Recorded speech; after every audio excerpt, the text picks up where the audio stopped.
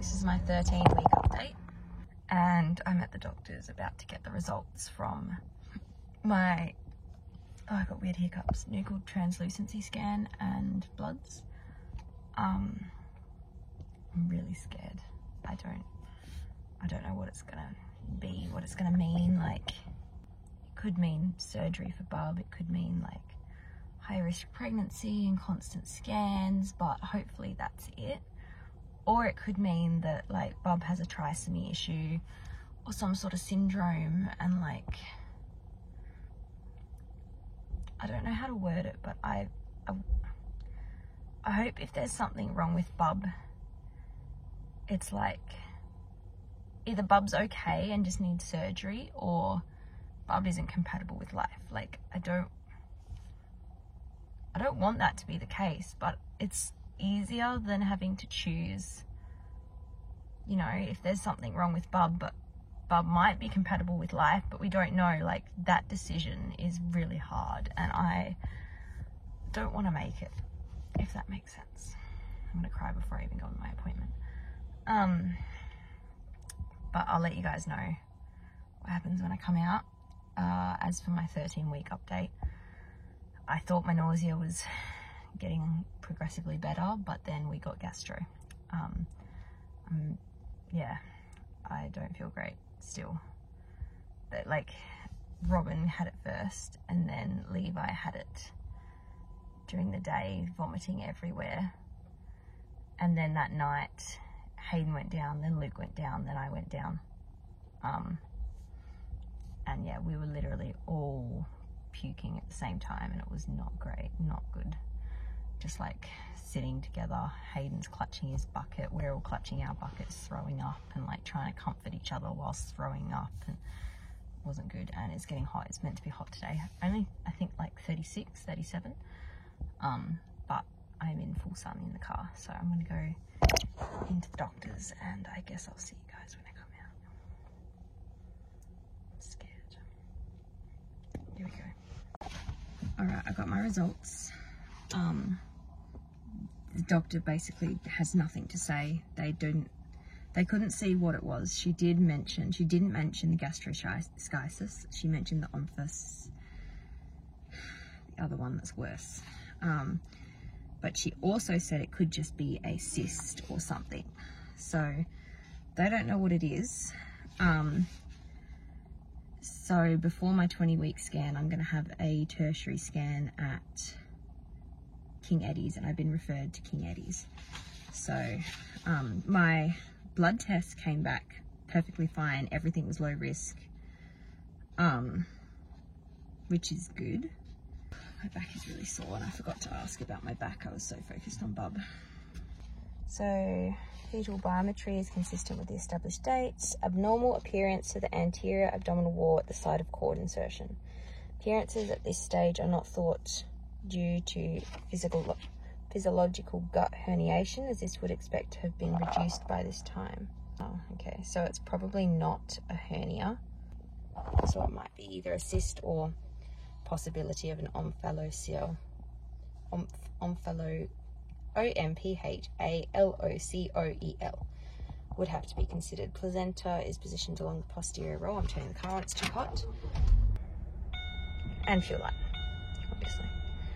And then there's the lesion on me. Heterogeneous lesion within the left adnexa, measuring 26 by 24 by 26. I note a normal left ovary was visible on a previous pelvic scan from November 9. Appearances could potentially represent a hemorrhagic corpus luteum, although I cannot exclude an ovarian dermoid on this study. My free beta HCG was 1.142 MOM, which is, MOM is like something off the median, which is good. PAP A is 9.979, and beta HCG was 1.142. So it's basically how far from the median you are. And both of those are within, like, pretty close to 1, because 1 would be the median. So those are good. And everything else was low risk. This is a low risk pregnancy for trisomy. There is abnormal appearance to the anterior abdominal wall at the side of cord insertion. The possibility of now they spelled it differently again, is raised. No wonder I can't say it, spelled differently everywhere. Suggests specialist obstetric referral. Appearance of the left ovary.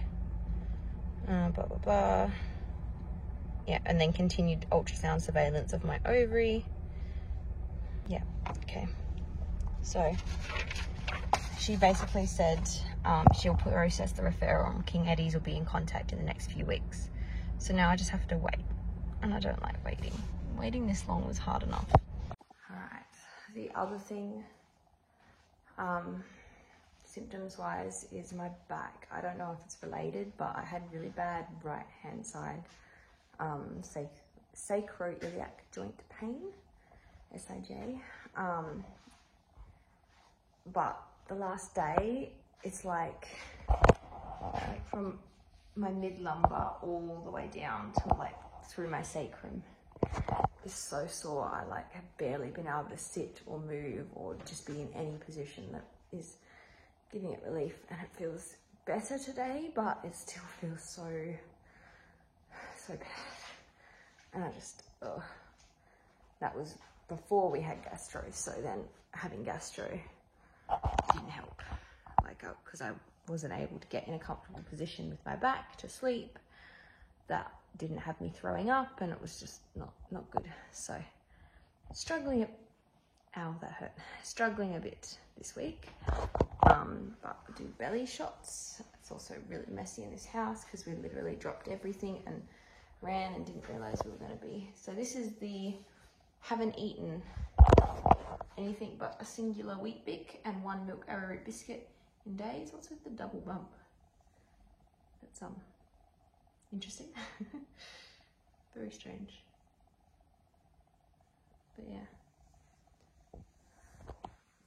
So very sore, very ouchy belly. Also, I spoke to my friend who ended up high risk as well in her pregnancy, and she ended up through King Eddie's, which is where I've been referred. She said they contacted her within 3 days of the referral being sent. So I'm hoping that is the case for us, because I can't wait weeks. Like, I can, because there's nothing else you can do, but I don't want to. I'm going to weigh myself because, yeah, I don't want to have lost weight, but there's a chance of it. A considerable chance. One sec. Alright. Turn my scales on. Oh God, okay. 61 kilos. And that's with some clothes on. I don't know why I took just my shirt off. I don't know what the point of it was. I was going to strip off and I just couldn't be bothered. Ooh, 61 kilos is, I don't know.